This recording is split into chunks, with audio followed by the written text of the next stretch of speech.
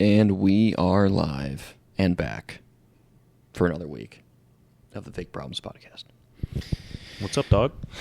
Not much, dude. You got some follow-ups for us to kick it off? I got one. Okay, hit us with it.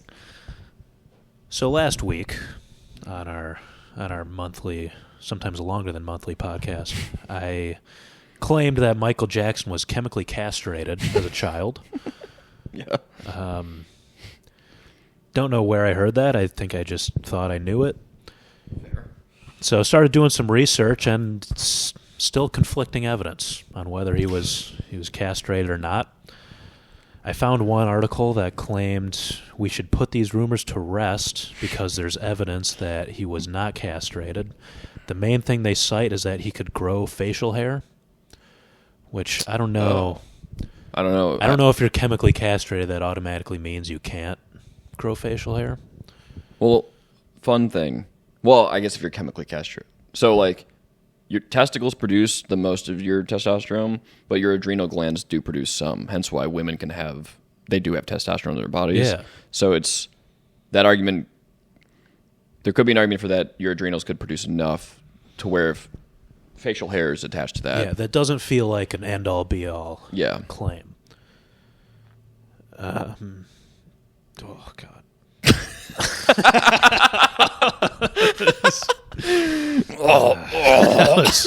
That's a horrible sound. That's right. You'll get there. We got time. They don't have much else. They just say, no doubt his father was tough on him, but he probably didn't castrate him. Sounds like a big... Oh, the other thing, they said the autopsy said his balls were normal. Oh. Which does the autopsy actually say that? And do we have access to the autopsy? Yeah, I don't know. Who has access to that? I don't know. This article is by IMDb. It feels like... IMDb's writing that? Actually, no. It's cited on IMDb, and then it led me to a different article. Really? It's the latest one. It's from 2024. Okay. It's kind of crazy people are writing about that in 2024. Yeah. But after looking a little deeper, these all came from Michael Jackson's doctor saying, pretty much claiming with confidence that he was chemically castrated and saying that his father gave him injections at the age of 12 to cure his acne and make his voice stay high-pitched. And he kind of just stated it matter-of-factly. So, one thing that whenever these situations present themselves and there's two sides talking about these things, I always think, what is the incentive for a doctor to be releasing that information? Does that do anything for him to be saying, no, he was chemically castrated? That's a good question. That doctor, as you knew, I just found out he was convicted of manslaughter for giving Michael Jackson the drug that killed him. Yeah. I guess an incentive could be trying... I don't know if he said these before or after his conviction, but maybe trying to, clear his reputation as, I'm looking out for Michael Jackson by, shitting on his father and bringing light to all the abuse that was brought on him. Yeah, it could be. But I guess you could ask the other side, what's the incentive of trying to clear Joe Jackson's name? And saying, which pretty universally known as a shitty guy. Yeah. Why? Why would you be going... No, Joe Jackson didn't do that level of abuse. He just beat the shit up and threw him in the fireplace and shit. Yeah. I don't know. And the article was let's put these rumors to rest. It's why? Yeah, who gives it? Haven't we had enough of these castration rumors? No one thinks that. It's been hurting the Jacksons. We got to stop this. Which also, are any of the other siblings alive? Isn't Janet Jackson still alive? I have no idea. Yeah. I don't follow any of the other Jacksons. I don't know what happened to the rest of that family. Because there's a lot of them. They have the Jackson 5. I don't know anything about them. Huh. You can maybe ask them, was he chemically castrated? Yeah. Go straight to the source. This one's kind of disappointing. I don't know. I don't know what to think. Seems like there's a lot of loose claims of stuff. There's no way to really validate. There's loose claims on both sides. Yeah, how do you validate? I would lean towards the doctor, but then also the fact that he has some legal case involved with this and he could be trying to protect his name and that adds a layer of like, okay, maybe it's not true. But I feel less confident about the people going, Joe Jackson didn't do this, and saying like he never grew facial hair, and those are the reasons. I feel like anytime there's a rumor like this, there's some article that comes out and it's like, guys, stop. This isn't true. That's like a guarantee anytime there's something like this. Yeah, who are those people? Who is someone doing that? I don't know. I mean, we've talked about before, like, I don't even understand how people comment on, like, YouTube videos. But to be the person who's leading the charge on a topic like that on the internet, that's next level from a YouTube commenter. Yeah, I'm really curious about the autopsy now. Yeah, if that's actually released. Do autopsies typically get released as public knowledge? Do you typically check the balls? I guess you probably check everything. I have no idea what goes down when they're doing an autopsy. I guess it depends on the thing too, right? Like if they die from a car accident, they probably look at things differently than if someone died from like propanol or drug overdose. I don't know. I don't think we'll find an answer to this one. Yeah, I lean towards the doctor. I'll follow up on his autopsy sometime. Right. That's fine with me. Any other follow-ups? No. All right. Shall we get into it? Absolutely. First, easy, quick one. I guess this goes for everyone, but I've just seen it because I'm looking for girls on Bumble, not guys. But people putting their full name. Like, literally, if I put my full name on a dating app, which then people could find you way easier in terms of different social media platforms, other information. You can get you can just go get a background check on people. If you have their full name, you can just go pay. Some are even free. You just go on a website and, like, find people's information, like usually their address, their phone number. And to think that people are just doing that, maybe it's just, tech ignorance, like they're just not really savvy. Yeah, they're just not worried about their security. Well, I was leaning more towards they have no idea the implications of, like, putting your full name on a dating profile. Sure. And also, like, I feel like guys can be pretty creepy. And to have just, like, be having that. If your last name's on there, I'm going to look up your Facebook, at least. Really? Probably. How about their LinkedIn? Probably not, because that tells you if you looked at their profile. Yeah. You can turn on anonymous, though, because I've definitely done that. Really? Where I thought you needed, like, the premium subscription for that.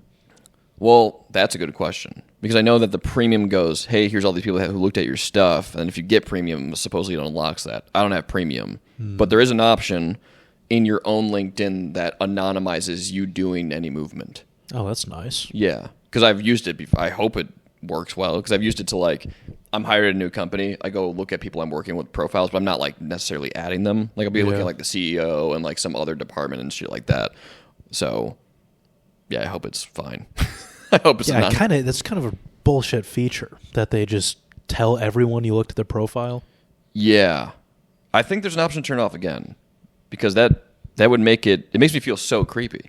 Yeah. If I'm like, well, that's why I don't go on LinkedIn very often. I mean, me neither. It's usually when I'm hired somewhere, but there are people who use that like social media, like a Facebook, which is very It sucks. Yeah. It's weird. There's like people like hitting on people on LinkedIn. That's crazy. Yeah. Have I ever told you about you probably get tons of messages on LinkedIn about like whether it be job offers or random shit or like some consulting firm or someone trying to rope you into it. Like ranging from pyramid scheme stuff to legitimate job offer stuff. I've had that and everything in between. But there's been a couple of times where like a woman salesman reaches out to me who's like a younger, attractive woman and is like messaging me, trying to entice me to like using like smiley faces and like using stuff that like flirty. Yeah, to like, and it's just using her hotness. Truly, for her job. But it's like the same. It works on people who go to strip clubs and like think the strippers like them. Where if you're not that guy and you see it, at least for me, I'm like, this is so gross. Like, what the fuck? She's going to employ me. Yeah, dude. It's like, what the fuck? She's like sending hearts and smiley faces in LinkedIn chats, being like, yeah, it'd be so great if we could set up a meeting. That's never happened to me. I've had it happen, I think, 2 times. That's nuts. Yeah. And it's just like, it feels so meant for like a casual dating app and it's on LinkedIn, and it's just so, I don't know. How do you pull so hard, dude? That's not pulling. I think that only happens to you. No. There's no way. And I don't think that, it's not like that girls, that's not about. I think she likes you. Fuck off. It was actually a legitimate like message of being like, yeah, she wanted to hook up. Fuck. Well, next time it comes around, I'll start doing it. All right. Majority will is democracy. Oh God. All right. Hit me.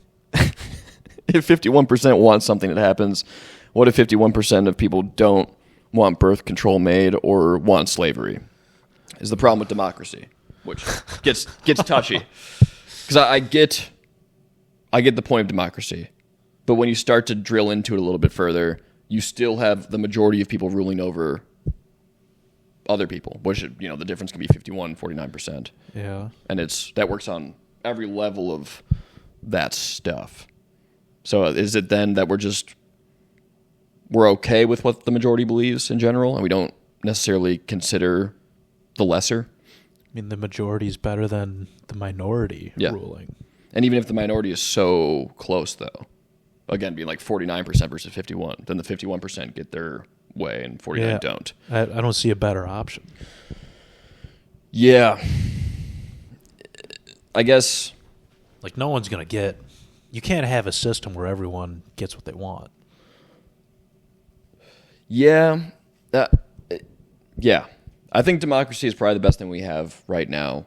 It's just a weird situation where if suddenly, and you know, this has happened throughout history, where certain areas of places wanted worse things. Like slavery is a good example. Like the majority of the South wanted, it's actually way more complex than that. But there was a time where the South, through a bunch of bullshit, they wanted a society that allowed slavery. Yeah, and it's mostly the ruling class in the South wanted that, not necessarily it's complex in terms of most people didn't have slaves. A lot of the richer people did have slaves, and then the poorer people viewed themselves as, if slaves got their freedom, then they would no longer have anybody beneath them. Which one can make the argument that's not good in itself, but a lot of people were fighting for more, that black people wouldn't be just able to. They have some level of something over dignity. Somebody. Yeah, which is fucked up. But a lot of it was not about like, we want to keep our slaves. It was like, I can't lose this. This is the one thing it's the I only have. thing they have. Yeah. So, but peeling this back, in a situation where a country goes, yes, we want, you know, women have no rights or there's slavery. If the majority wants that, then it just happens.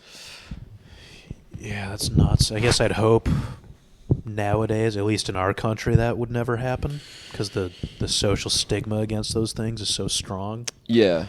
But I guess things can change. Yeah, I think, you know, the points for democracy is that I think more people are good than bad. And that's why places like America can end up existing. Yeah, if that wasn't the case, then you would want a minority good people in control. Yeah. But that's also really hard to find. Well, that just never happens. Yeah. I mean, the more you concentrate power, whether it be in one person, 10 people, 100 people, the worse it typically gets.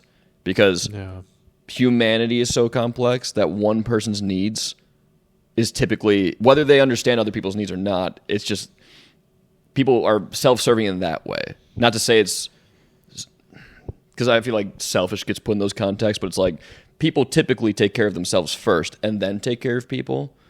And so other people's views typically come second. It's just by default. Yeah, everyone votes selfishly pretty much. For sure. Well, which you should, though. It's like you are living this life and make sure that your needs are met. And then most people, when they do have their needs met, they want to help other people. Then you can think of other things. Yeah. So is democracy a bet that most people are good, or is it more of a bet that if you force people into a system such that the only way they can get a benefit out of it is working with other people and like spreading the power around, that's the best option instead of being able to like circumvent or like not care about other people and get what they want? Can you say it again?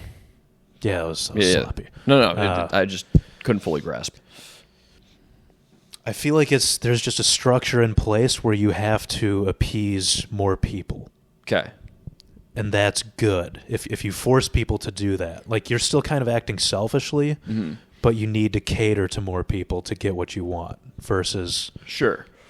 I don't know, just seizing power, I guess, or however that would work if the minority rules. Yeah. I guess in a perfect place it would be, because in America, we have the Electoral College, then we also have all the stuff that comes with each side. Like, a lot of people vote where they pick one thing that a side advocates for, and then they don't know the hundreds of terrible things that they do. I'm not advocating for either side. Yeah. I think that it's like, more than not, people feel similar on a lot of issues. And there's very few that people feel divided on. And then those are then used to cause the splits as opposed to working with each other. But most people cooperate on most things. I think there's like that. I'm not arguing against democracy, but democracy puts people in a place where it makes people think that they disagree on most things. And certainly with the media too. Yeah, and then that's why it's like, the country's so split in so many ways. It's like they're split on maybe a handful of issues, and it causes such a divide, and it causes people to think that like right and left, the values of the people who identify like that are so far different, and then it creates for the people in power to make it seem like you need us to kind of make this work. You need the democracy in place to make this work. Otherwise, if we don't have this thing keeping it together, then you're going to have so many differences between each other that everything will fall apart. My theory, obviously, there's no real example of those things, I guess. Yeah. How about when a candidate changes one of their views because of like the pressure from the people? I feel like that's a good thing. If they stick to it, which obviously they don't always do that. Yeah. But if someone's way too far right and they realize I'm not going to win this election if I stay this way, I'm gonna come towards the middle a little bit. Sure. People shit on those people for like changing their views, but I think that's a good thing. No, that I would say that's good. So I feel like it allows the social pressure to be applied in democracy. I guess the question after that is, why do you need that person making the rules for you? If we need to pressure someone, like I feel like there's this understanding, or not even understanding, but this notion that like the senator you elect or the president you elect, or that they are a different kind of human being via more altruistic or they're better managed to control people. And it's through those means that I think it gets distorted that like, yes, if we pressure someone into thinking one way, that's fine. But it's like, why do we have that in the first place where people are dictating things? Like, why do we have leaders? Yeah. Or like, why aren't a lot of things carried out by private interest? Which you can make I can make the argument that those things are directly involved with private interest, and that is people at the general level. And then the more you scale up, where people are in positions of power over people, then they're going to be less interested in your values just by default, no matter who they are, because they get farther and farther away from the direct connection to the person. And I don't know if we have a better system. I'm just saying it gets to a point, we're seeing the monster of it right now, where it bloats itself to the size where it starts to get even farther from human, and then eventually it goes, well, I'm not saying it's going to go back to like historical, like kings ruling over large parts of the world, but the United States is kind of that right now. We are the superpower. We are the thing policing the world. Team America World Police. Exactly, dude. I mean, it is that. I mean, I think you need leaders in one way or another. Mm-hmm. I feel like that's inevitable. Like, if you don't formalize it, it'll happen some other way. Yeah. So I think it's better to orchestrate it the way we do. I don't know. I feel like I've gotten us into a government thing right now. I didn't mean to pull us Let's just sanction government session. All right, that's fine. I think the point I would make against that would be that the people leading us, do you want it in a system where the people leading you don't necessarily have any incentive to do good by you, being the government? They're going to get paid regardless of what you do. Right, yeah. Or do you want a leader being someone who, in order to survive, they need you to consume what they are producing? Truly. How do you drive that, the latter situation? Because isn't that what we try to do anyway in our government? Like, we want those people to be beholden to our wants. Mm-hmm.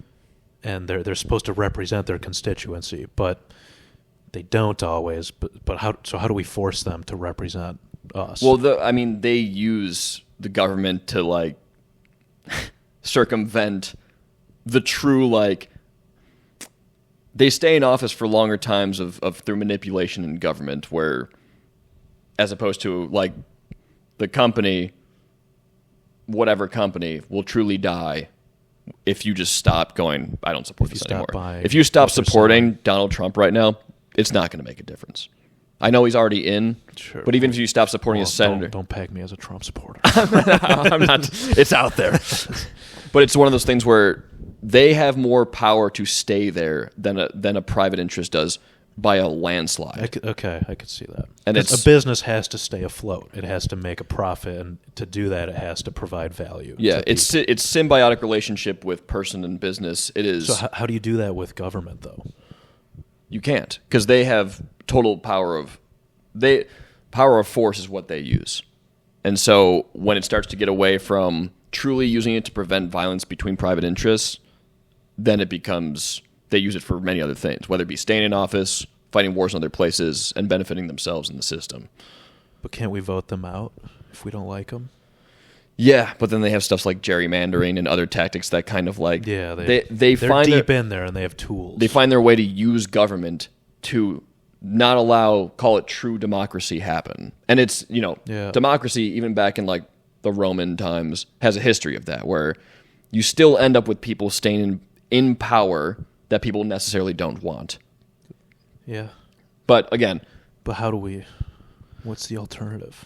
Well, we still need law enforcement and protections around property rights and harming of private interests.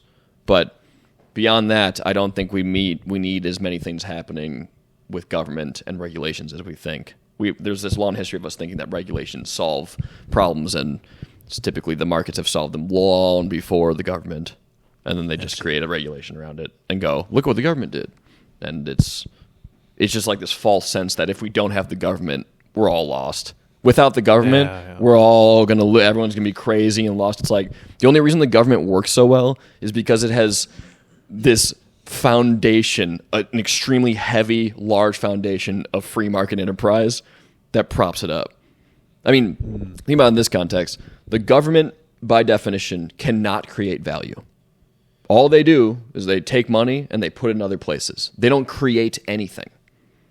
They take money that is extracted, you could say extorted, from people, and they put it somewhere else. Like taxpayer dollars? Taxpayer dollars. Well, what about, that goes to roads, bridges, right? But the value is created by private interests. The money they use, they contract to companies, right? Right, but I'm saying the taxpayer money extracted. So you're a taxpayer. The money you generate value through your interaction with a company. That's how those things have worked. Sure, yeah. The government then goes, okay, give us that money and we'll put it over here. They're just moving value around. They're not creating value through some mutual transaction.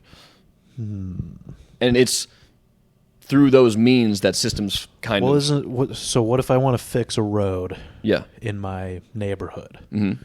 What's the difference between I pay a company to do it, or I pay the government to do it? Aren't those both creating value? Well, the government wouldn't be doing it. The government would hire a company that's a private interest. So they just be taking your money. But I could pay a company and then they could subcontract to someone else. Sure, but the return on your dollar would be substantially less through the government. You would Why pay is it that? Because of the corruption that exists. Sure. I talked about the welfare thing a while ago. I know you pointed out that's an old study, but you can find countless example of your dollar going in as taxpayer dollar and it getting returned at like 30 to 50 cents on the dollar. I fully believe that. Yeah. I don't know if I'm fully on board that they can't create any value. Well, they can't by definition because they're not. The value is created from your human labor, and they're truly taking the outcome of your human labor, being the taxpayer. But they provide benefits. So like you said, property rights. No one can just take my house. Yeah, because there's a governmental system. I have the title to this property. Without the government, that doesn't exist. That's like a service. Well, that's, I guess, value in the context I'm talking about is that, again, is taking value and funding those things. I'm not arguing against that. We still need laws enforced. I know, but I'm just confused on the definition of value, I guess. Well, there's something... Because what if I hired, like, my own private security? Yeah. That's value, right? Yeah. You're... So couldn't you argue that the government providing that security is me paying money to them and them providing a service to me? I guess... Yeah, I see what you're saying. I guess it's just the dilution is more of the issue then. But it's... I guess fully on board with the dilution. I guess I'm because I've read this so many times before, and now that you're posing this, is kind of falling apart of the whole idea that we have some agreement, say me and a company that I'm working for, I'm generating value, so they are paying me. So think of the money in that situation as the value that as the result of that mutual interaction, as opposed to my interaction with the government is they take the money from me and they put it towards something else, whether it be roads or whatever it is. But there's not, other than taking the money and hiring someone, they're not doing anything, I guess is the point. Yeah, but there's lots of companies that do that. Yeah, and then in those contexts, I would go... Like, I'm getting new blinds in my house. Yeah. And I put in a request for a quote. Some company comes out here, they're basically just a retailer. Like they don't make blinds, they don't do anything. They just give a quote, then they go to some vendor and buy the blinds, get them shipped, and install them. I guess that's a service they provide. And there's tons of companies that are just, they use other companies. Totally. And I guess when we start talking about those, the things that are truly used to orchestrate money in that way, the value they provide would be substantially more than a government. Going back to the dilution thing. In terms of... I think it's like a very poorly run business. Yeah, it's a great way of putting it. And they have no incentive to stay afloat like a normal business. Right, as opposed to these retailers you're talking about. They have an incentive to do a good job because they want to stay in business. Yeah. If they sell for too high, no one's going to buy. Right. So they got to... Yeah, they need their pulse on the market. And I guess the point is that the difference of efficiency is so much larger than people think between a private retailer and a government moving stuff around that... It makes such a good case against government not being involved in any of those things because everyone loses so much money. And even aside from like them putting the money in building roads or whatever, they also do things like waging wars that we don't need. So it's like it's like things that on a scale of harm to humanity, it's so much larger than you hiring a private retailer or someone, or even privatizing roads to some degree of building that the consequence from using the government shitty run version of a company is so large that people are like, once you kind of lay out, when your tax dollar goes in there and they throw it somewhere else and 70% of your tax dollar goes to war over here, keeping poor people locked in somewhere in the state, it's like, why would you ever choose that company? Yeah, and I think to make your argument, if you have a business that literally couldn't stay afloat without like having massive amounts of power like the government, I would argue that business doesn't provide value. If it can't survive on its own, I mean, thanks for bolstering, or not, maybe not enough value. Yeah, I mean, there's a long history of industries that should have died a long time ago that government has chosen to keep them up because of they're typically getting paid by those companies. And government is just one of those itself, except it's subsidized by taxpayers and by force. Because we have, again, if you stop paying your taxes, you'll go to prison. Yeah. So at the cornerstone of all of this, it is the idea of the availability of choice, where in the government version, you don't have a choice. In the private version, you do have a choice of what you're picking. And the more you let the privatized free market version go, the better things get in terms of cost, choices, efficiency, innovations that changed entire levels of industry. Those things happen through private interests, not through government. Right. I guess my only other thought, I just don't have the capacity to answer this question, but like that, the extreme inefficiency of the government. Yeah. Is that a price you have to pay for just having a government? Like, is there even an efficient way to do it? Because you can't get rid of it.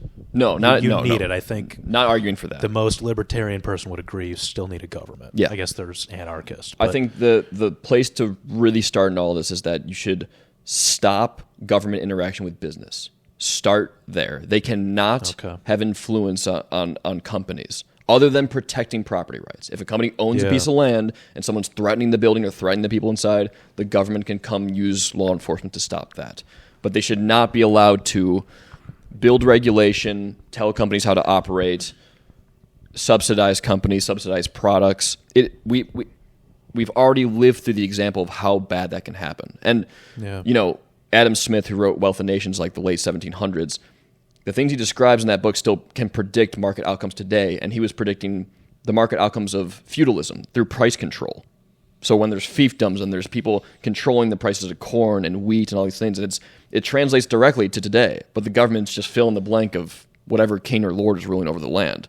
Yeah. It just when they control things. There's a lot of evidence that that's really bad, right? Price controls. Yes. I mean, you're just forcing markets into places that it will react somehow. Yeah, and there's this notion that like the government has a better understanding of how businesses work, and so when they apply stuff than reality. Yeah, right. It's like, dude, because the market isn't anyone's opinion; it's just what happens. It's supply meeting demand always. It's some company offering something, some person wanting something in some form.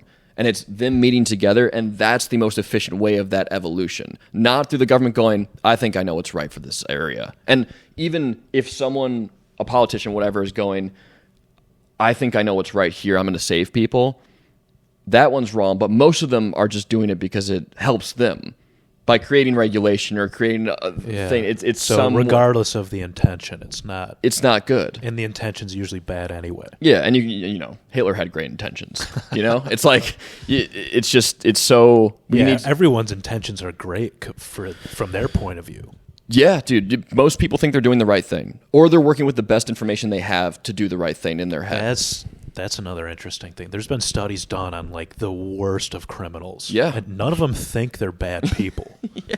They all think maybe there's psychopaths that just don't have any feelings, but like horrible mob bosses, like none of them, they're all like, I was doing the best I could. Yeah.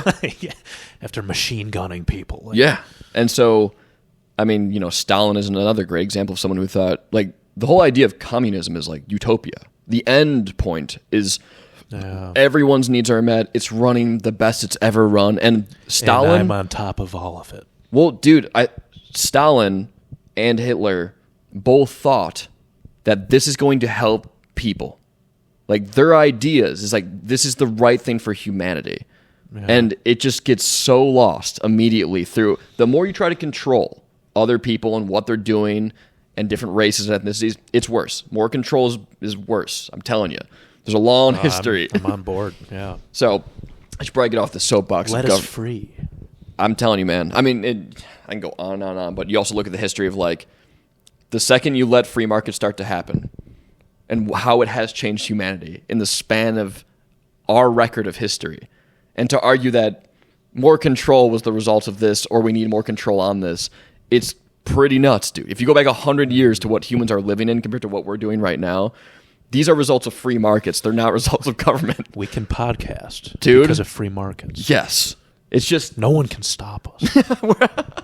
We're going to use our good intentions to solve everything from this podcast. But anyway, yeah, I can talk on and on about that stuff because it's... No, that was beautiful. Thanks, man. I mean, good input, too. Yeah, thanks. Yeah. Here we are sucking each other's dicks on the podcast. All right, on to the next one. Why does James Bond always get the flashiest car? Isn't he a spy? He always has, like, some fucking... He's got to have that cool alter ego. True. That's like Bruce Wayne. But... Well, okay, hold on. Back up here. Bruce Wayne's a known billionaire public figure because he comes from the family of billionaires. Yeah. James Bond's supposed to be a spy. But he's also kind of a celebrity. Yeah, do people know? I'm not super familiar with James Bond. Does everyone know who he is? Do they recognize him on the street? Like a civilian, like James Bond? No, I mean, well, the iteration of James Bond is like it's different agents. It's like 007 is like there's been other 007s. So as time has gone on... There's been other actors?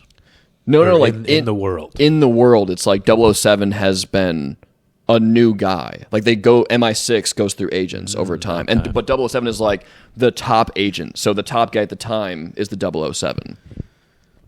Yeah. But I guess the point I'm trying to make is that like in every James Bond movie, since I've only seen like I've seen some Sean Connery, but Pierce Brosnan onward. So like Daniel Craig, Pierce Brosnan, they're like the most flashy dudes ever. And it just goes against everything that is like espionage. I think they just have so much confidence from being a badass, they just have to be flashy. Do they? Well, I guess... Yeah, well, does their cover ever get blown? Like, could their cover be blown from living their lifestyle? Yes. Well, okay, so I think of like Casino Royale. Have you seen Casino Royale?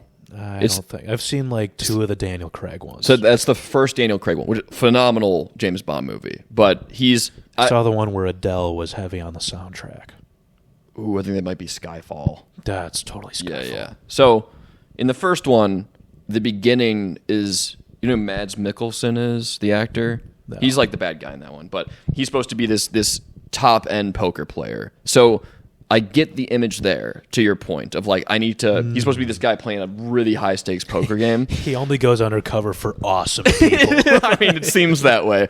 But it's like, that one makes sense to me. But I think either in Skyfall or the latest one, he's not like a high-end dude, but he's driving around in a BMW i8, which is like, a few people in the world have that car. And it's like, who is this? It's like drawing attention. It's simply not how we run espionage. Yeah, it's like maybe they are doing that, but it just seems like the most inefficient way of doing it, like spying on people, being like the guy that stands out the most, put him next to the person you're supposed to be spying on. Well, doesn't he kind of need to attract attention of these super high profile villains? I don't know. I don't think so. Because he has to get close to them, right?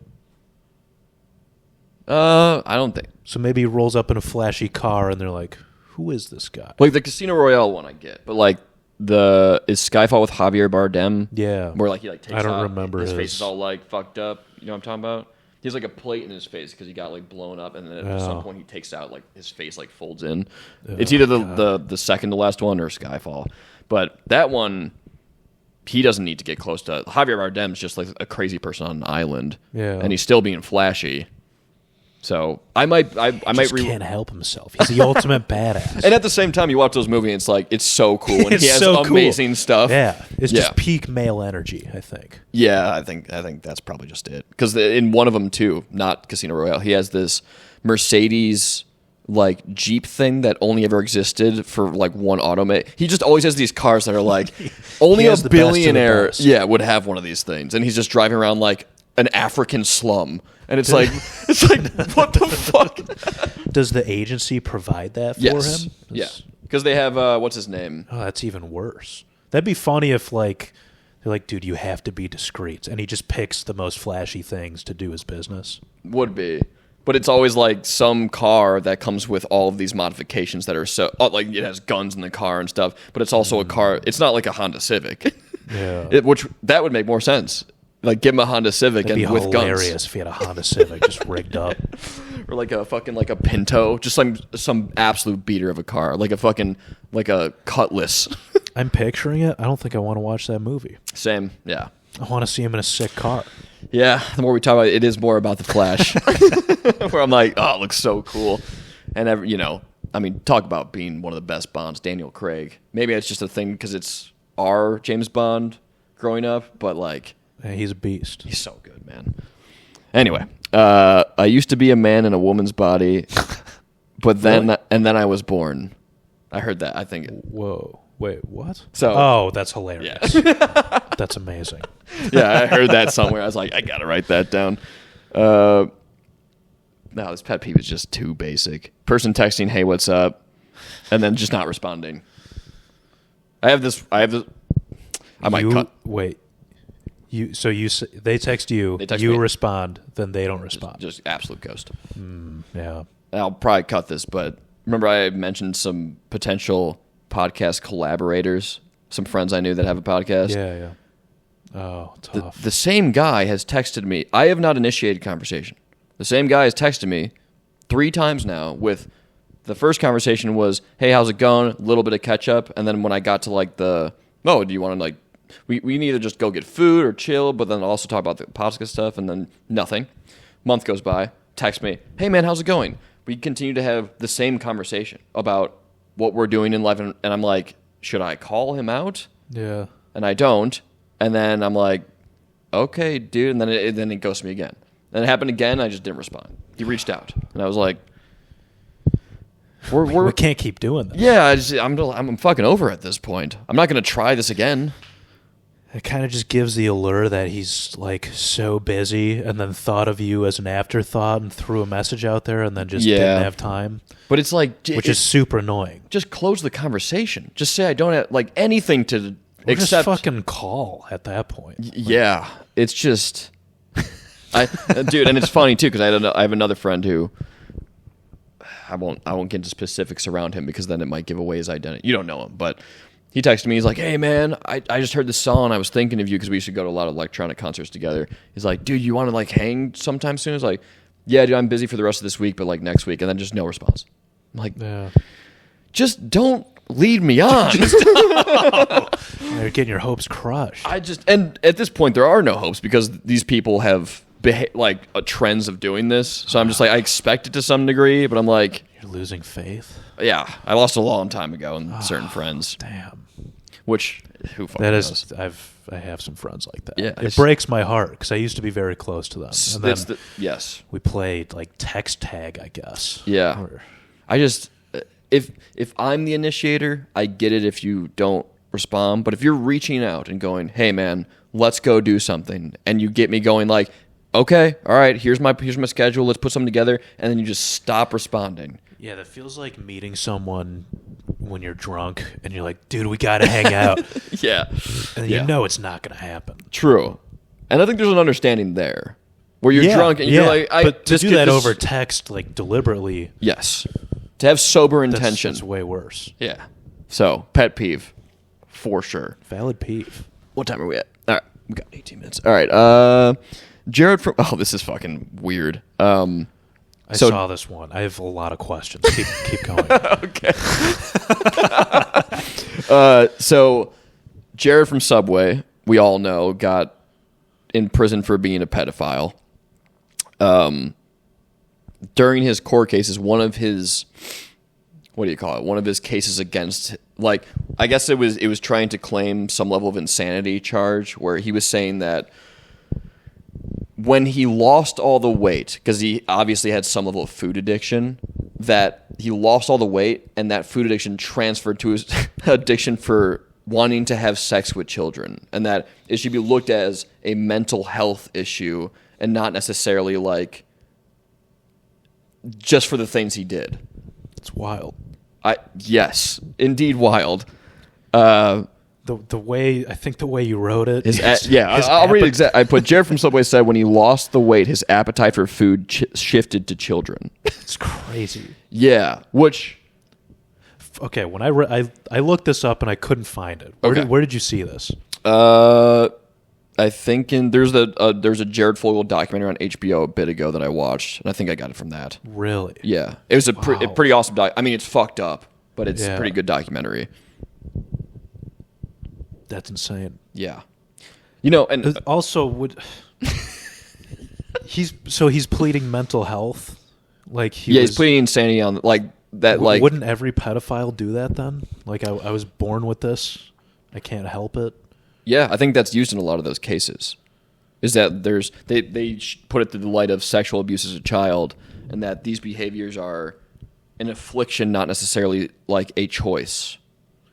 Which he's in prison, so I got to imagine that doesn't stand up ever in a court of law. But it is an interesting.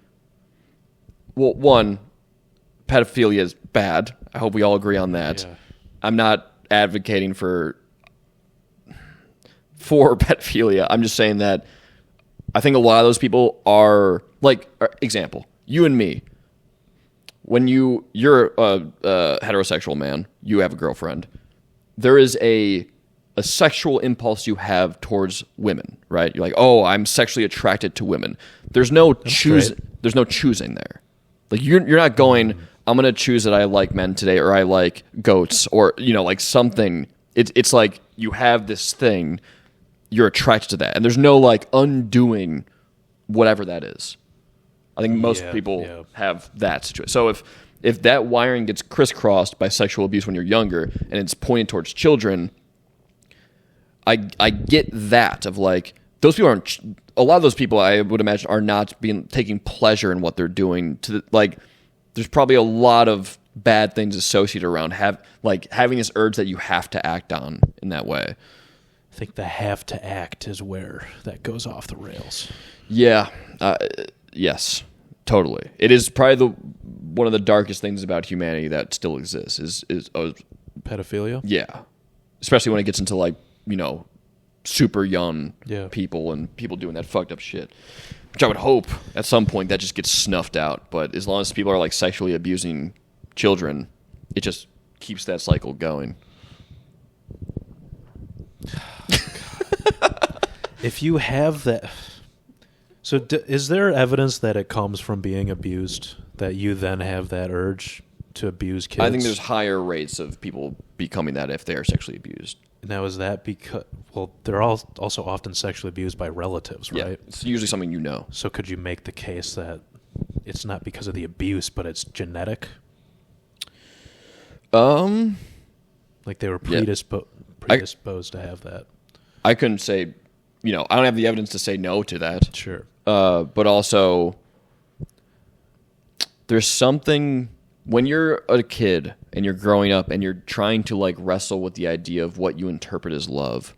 My mom works in this field, not in pedophilia, obviously, but like she has been directing preschools for a long time now, and the school she works has specific science around the stuff that has allowed them to be really successful in like raising kids that are very well. You'd call them great kids, I guess, is the way to put it. Where in terms of their understanding in her school and these things is that you are a kid, and whatever attention you're receiving, you interpret that as love. So like, if my dad hits me, you register that as this is care. And so how is that possible? Because you're kind of like a sponge to some degree of there's no like inherent definition of love. Hence why like when people have distant fathers and then they search for relationships in those form when they're older, like a very distant partner, it's because you have interpreted that as what care is someone treating you that way. Yeah. And it locks into some degree. So question on that, like when people, if you grow up and your father's beating you every night, don't those people kind of grow up and be like, fuck my dad?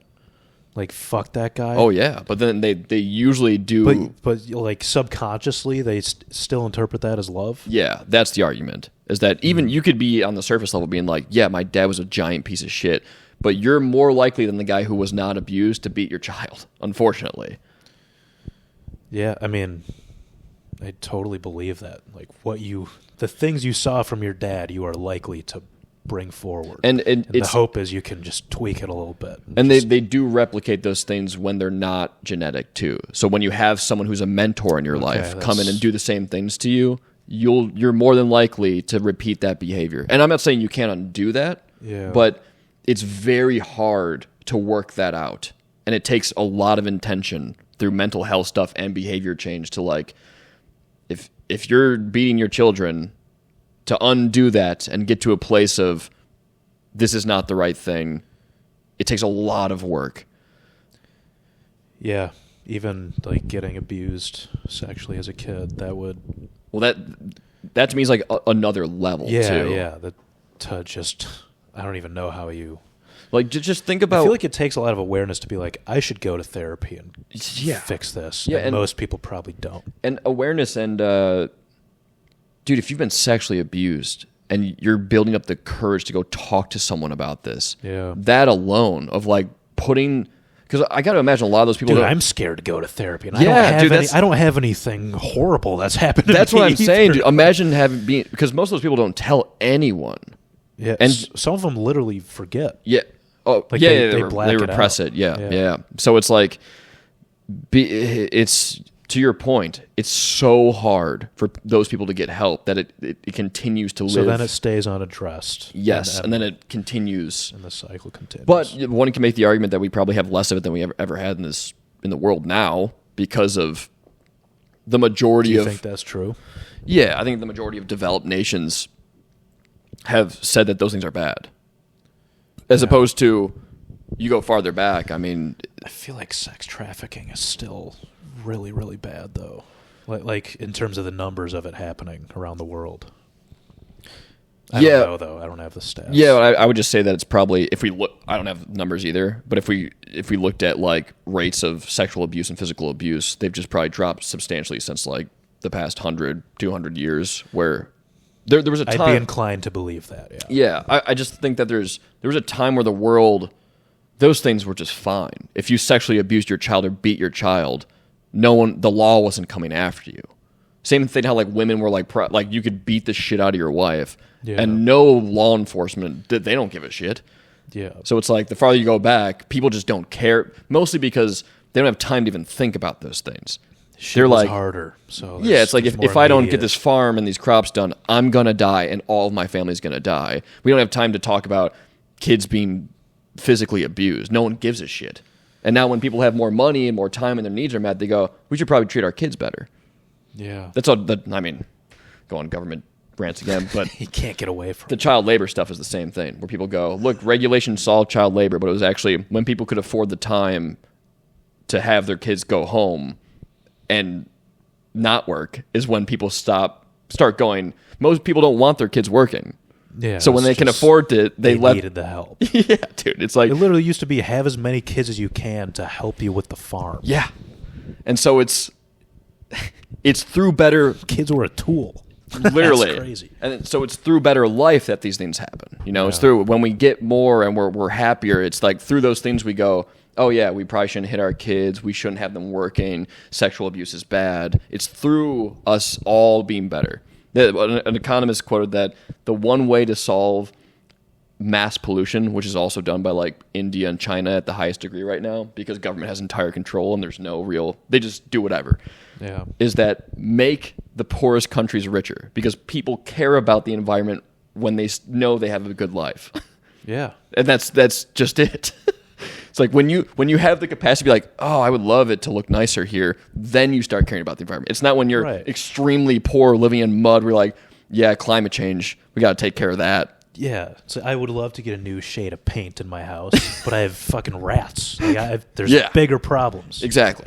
So there's an interesting psychologist that when I was in college, this guy Abraham Maslow, who developed this thing called the hierarchy of needs, which at the very bottom, I don't know if you've heard of that. Yes. Yeah, it's just like, at the bottom is food and water, and it's like until you have those met, you can't work your way up the pyramid. Which at the top is self-actualization, which is like you becoming one and peaceful with everything, and you want to help everybody. What a luxury! You essentially are like a Jesus at the top. You're like, just God. Yeah, you've just ascended to this place where you are this all good thing that because everything you have is met.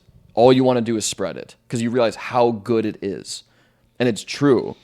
The more you have all those things met, the more you want to help. Obviously, there's exceptions to that rule of, I can go on and on. But yeah, I feel like I'm thinking of the stereotypical billionaire who just wants more money. Well, and there's probably a need that isn't met there, right? Yes. That he missed it along the ladder to the top. That would be the argument. There's a psychological thing going on. Yeah, because the bottom is food, shelter, water, and then the top two tiers are self-esteem, love. Self-esteem. And so it's like the argument against those guys would be, they don't have the top two met at all. They're filling a void. Yes, they're using material things to fill steps in that hierarchy. And when you have all those things met, and you can point to a lot of examples of people having those met and doing a lot of good for people, and you go, when people are happy, and they're truly happy, and they have food, water, good self-esteem, love in their life, happiness, they typically spread it. And it becomes a focus of their life. At the very least, just reputationally. Like, even if maybe your intentions aren't super pure, but you're going to be like, I should probably give some away just to look like a decent guy. You talked about societal pressure earlier. The pressure to do good is not a bad thing. It's not. No, I'm all for it. It's just when force is involved, I think that it might have more consequence. If you're going, you have to donate, it's going to cause more problems. Have is not good, but should. Must. Should. And when people can, if someone's doing bad things and people go, yeah, it's not great. Aside from doing violence upon people, most people stop doing those things. Most people want to be a part of the thing going on. So, anyway, what time are we at? All right, 5 minutes. We'll do one quick one. Feel like a fraud for talking about other people's work, even from books. This is a question for you, because I feel this way a lot. Whenever I'm talking about certain things that I've learned, I feel like somewhat of a I haven't had the original thought. So I feel like it's tough to have an original thought. Yeah, and that I understand, but I still have this. I feel like I'm taking something. If I'm like, hey, this idea about economics or this idea about like working out, I feel like because if I'm not going, this person said this or this person said this, I feel like I'm just like taking credit for someone's work to some degree. I do that all the time. Me too. Say a joke I heard in a social setting and no one's heard it before. And then I was like, God, you're so funny. Yeah. I feel that. It's also hard, like, only like PhDs doing the studies are the ones who come up with stuff. The original thought. Yeah. It's something I definitely struggle with, where I'm like, should I say it? Because when I say it, I might feel like I'm, and maybe it's more of like I think spreading a study is totally cool. Yeah, you can be like, this benefited me. I want to share it with you. And it benefits the person who made it too, if it's their work. Yeah, true. So, I mean, I share stuff I feel guilty about sharing stuff I heard on podcasts. Oh, which I do all the time. And because that's like 2 layers removed then. Because you didn't even read an actual study. You just heard someone talk about a study. Yeah. Yeah, especially when we say it on this podcast too, where it's like we have taken from another podcast and put it on this podcast. Yeah, you hear something, you're like, oh, that's awesome. Let's talk about it on the podcast. It's like, oh, this was already talked about on the podcast. But then there's the whole thing of like, you think in comedy in general, the amount of jokes that happen at the same time that people aren't actually stealing just because it's common things to think about. Yeah. And it's like, oh yeah, well, that's also true, I guess. There's just there's this need to feel original. Well, I want to be the guy who thought of this, and if I'm not that, I am nothing but a copycat or a cheat. And it's a false feeling, I should say, Well, but I'd say it's a valid feeling. I guess I say false in the feeling of like, I don't think the person that it's coming from would feel that I am being a copycat or a cheat if I am like saying something about a study or anything like that. The only thing where that's really true is comedy. Like, you can't just steal people's jokes. Yeah. I mean, if you lie, or I mean, you make the argument too. If I rewrote someone's like empirical work in a field and published it, that that would be definitely, someone could be like, yeah, I already did that. Yeah, I mean, that does happen. Yeah, I think people definitely cheat. But all right, maybe one. Oh, okay. Funny one. We'll end on exposure therapy for boobs. Okay. You know what exposure therapy is? Expose yourself to a fear. Yeah. And it helps you overcome it. Yeah. So if you went to a therapist who specialized in desensitization, which is, I think, mostly is exposure therapy, where like people are scared of snakes or spiders or heights, and they put that person incrementally building situations with more and more exposure to that. If you just go to a therapist and go, I'm terrified of boobs. Here, let me show you. Well, like, could it exist that they put you through? Is this a hack for free boobs all the time? A hack for free boobs is the title of this podcast. That's a great title. Yeah, dude. I mean, you made it. Original thought. Hell yeah. I wonder if you could swing that, though. And go the other way. The fear of penises. How common is exposure therapy? Enough to where I read about in college through my psych degree and stuff like that. I don't know. If I said I was afraid of snakes, yeah, what would they do? Lock you in a box with snakes. Actually? No. I think it's a slow build. So they'll like they start hissing at you. Your therapist starts to slowly. They start dressing up as a snake, like in a mascot outfit. We're joking about that, but I truly think that it depends on your level of fear. So if it's like, if you see a picture of a snake and you have a fear, it's a lot more than if you're in a room with 7 snakes and you're like, oh my God. And so you should be scared. Right, That'd be bad to get rid of that. I guess, yeah. The point I'm making is that depending on how scared you are, they'll probably start with like pictures of snakes, sounds of snakes. They'll literally work you up to an actual situation with the snake. Mm-hmm. And there is evidence to suggest that you do get to a point through familiarity where you just are more okay with this thing that's doesn't present an immediate danger, which snakes you can make an argument for that they could. But yeah, I feel like like agoraphobia. You're scared of going outside. Yeah. That one you should overcome. There's no benefit to being scared of going outside. Yeah, and I think it's an interesting thing that science has, like with exposure therapy, it's describing something that I think most people know, is that facing your fears does usually outcome to you being less afraid. Not going the other direction. If you go away from your fears, you're more than likely going to build more fear of the thing.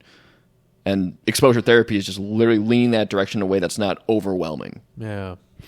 So boobs. If I go, I'm terrified of boobs. I feel like they'd be like, no way you're scared of boobs. Everyone loves boobs. Well, not gay. That's a good question first. Is anyone actually scared of boobs? There's got to be a gay guy out there hates boobs. I feel like gay guys can just look at boobs, though, and they're like, that's fine. Oh, you're representing all gay people now, huh? True. There's got to be I have firsthand heard gay guys describe girls' vaginas as disgusting. That one I can understand. Also can understand. Yeah. But I gotta believe there's a gay guy out there who's like, oh, boobs. Which is also just hilarious. That someone out there's like, boobs. Yeah. Wake up like in a cold sweat in the middle of the night, like, oh, boobs. It really haunts them. Yeah. But, another fun follow-up. Look up, what's the crazy exposure therapy that someone's done before? Look up boobs later. Project. Go Google boobs. All right. On that note, good place to end it. Yeah. All right. Till next time, folks. Bye.